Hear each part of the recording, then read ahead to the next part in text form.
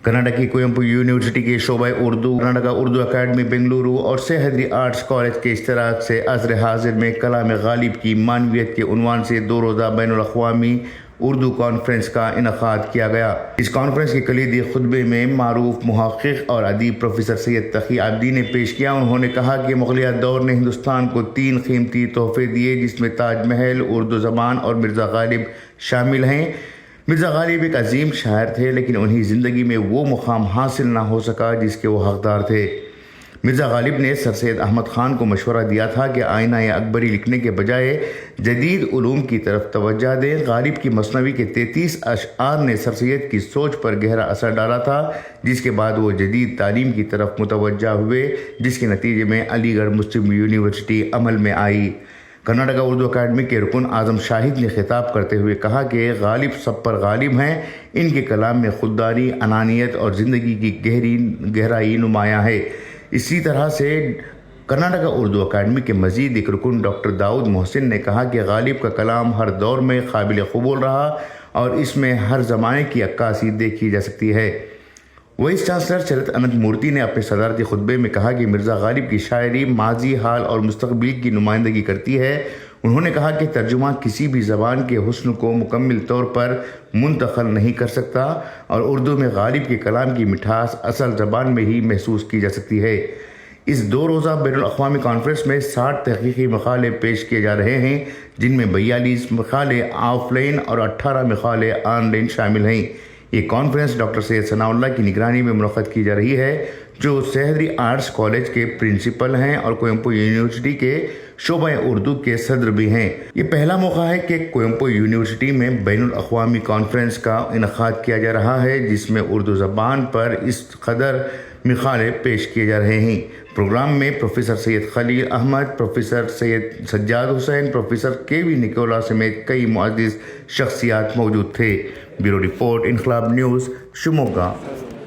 बुझते हुए चराग फरोज़ा करेंगे हम, बुझते हुए चराग फरोज़ा करेंगे हम।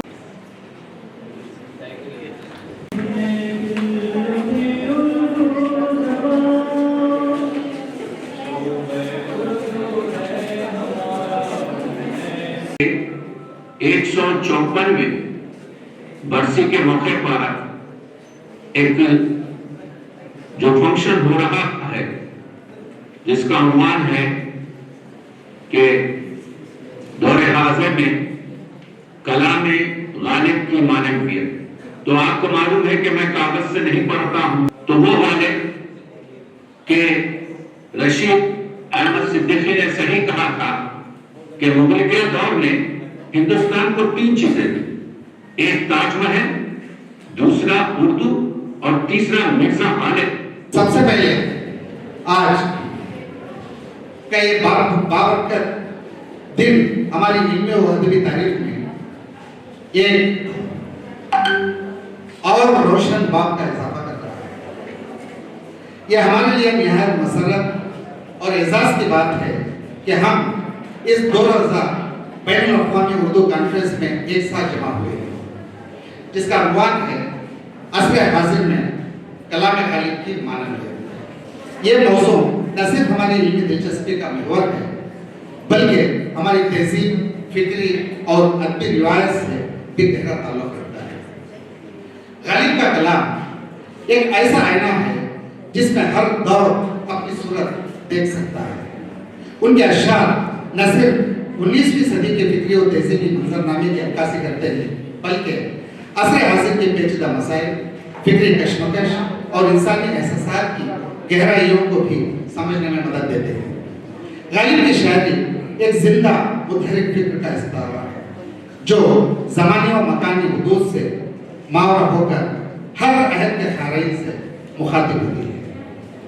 ये 2 रोज़ा बैनुल अक़वामी उर्दू कॉन्फ्रेंस, जिसका उन्वान अज़र हाज़िर में कलाम गालिब की मानवियत है, इसी अमल का जायजा लेने का एक सुनहरी मौका फराहम करती है कि आज के इल्मी समाजी फिक्री तनाजुर में गालिब की शायरी किन नए मफाहिम और मानी को उजागर करती है।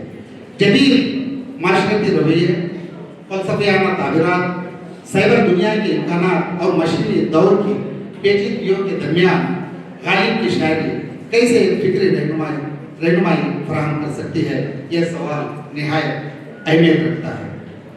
गालिब वो नाम जो उर्दू शायरी की शनाख्त और उसकी फिक्री गहराई का इस्तारा है, वो शायर जिसके अशार सदियों से हमारी फिक्र वो नज़र को जला बख्श रहे हैं और हर दौर में नए ज़ावियों से समझे जा रहे हैं।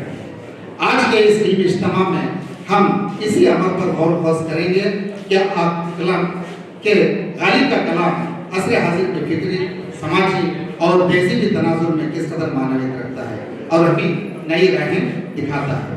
इस कॉन्फ्रेंस में अहले इल्म व अदब गालिब के फिक्री, जमालियाती और तहजीबी पहलुओं को असर हाजिर की रोशनी में परखेंगे ताकि इस बात का तयन किया जा सके कि गालिब का कलाम आज भी इंसानी जहन और दिल पर किस तरह असरअंदाज होता है और उसकी मानवीयत नए अहद में क्या रुख इख्तियार कर रही है। हमें यकीन है कि ये इल्मी इज्तिमा गालिब फहमी के नए दरवाजे खोलने में मददगार साबित होगा और हमें गालिब के फिक्री जहां में एक ताज़ा बसीरत अता करेगा। मिर्ज़ा असदुल्ला खां गालिब के हवाले से मैं समझता हूँ कि हिंदुस्तानी अदब, उर्दू अदब और शेरी अदब के हवाले से तमाम लोग हमसे बेहतर जानते हैं मिर्ज़ा गालिब के हवाले से। यहाँ मौजू जो दिया गया है कि असर हाजिर में कलाम गालिब की या गालिब की शायरी की मानवियत, मुझे माफ़ करें आप, ऑनलाइन पे जिन दो अहबाब को हमने सुना, बड़े नाम थे, मगर हमें कहीं यह महसूस नहीं हुआ कि असरी मानवियत के हवाले से उन्होंने हमें खिताब किया है। वो मालूमात जो हम सब जानते थे वही मालूमात हमारे रूबरू हुए। बेहतर होता है कि वो दानिशवराना वो सलाहियत रखने वाले अहबाब उस टॉपिक पे आ जाते।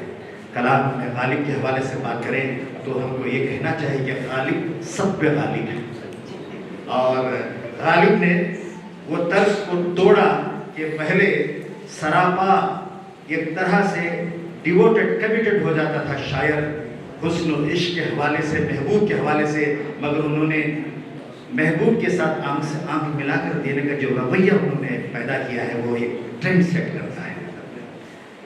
गालिब के यहाँ तसव्वुफ के भी आसार हमें मिलते हैं, मगर यूँ कहें कि गालिब खुदा से जब गुफ्तगू करते हैं तो खुद ही को हाथ से जाने नहीं देते। यही तो कलाम गालिब की खूबी है और उनके परस्तारों के सर चढ़ कर बोलती है। गालिब ने जो कॉन्सेप्ट हमें दिया है खुददारी का, खुद पसंदी का और अनानियत का, यही तो कुछ बात के दौर में अल्लामा इकबाल के यहाँ भी इसके हमें आसार नज़र आते हैं और जुज़वी एतबार से उन्होंने इसको अपनाया है। उर्दू शेरी सरमाया में खुददारी और अनानियत की इस असास को गालिब ने एक नई जिहत से रोशनास करवाया। ये उनका बहुत बड़ा कारनामा है जो खुद उससे वो वाकिफ नहीं थे। गालिब से पहले हिंदुस्तानी अदब में कबीर दास के यहाँ भी ये खुददारी और इंसानियत, अनानियत बदर्जे आदम मौजूद थी। सद कबीर ने खुदा की ज़ात से जिस अंदाज से गुफ्तगू की है, ज़िंदगी के मकरूहात का जिस बेनियाजी से उन्होंने मजाक उड़ाया और नाम निहाद तिलिस्मी ताकतों को जिस जुर्रतमंदाना अंदाज से उन्होंने चैलेंज किया, हम बेश हम गालिब के यहाँ यही खूबियाँ देखते हैं। हिंदी अदब का अगर जायज़ा लें तो मुक्ति बोध और धूमल के यहाँ भी यही शेरी रवैया हमें देखने को मिलता है।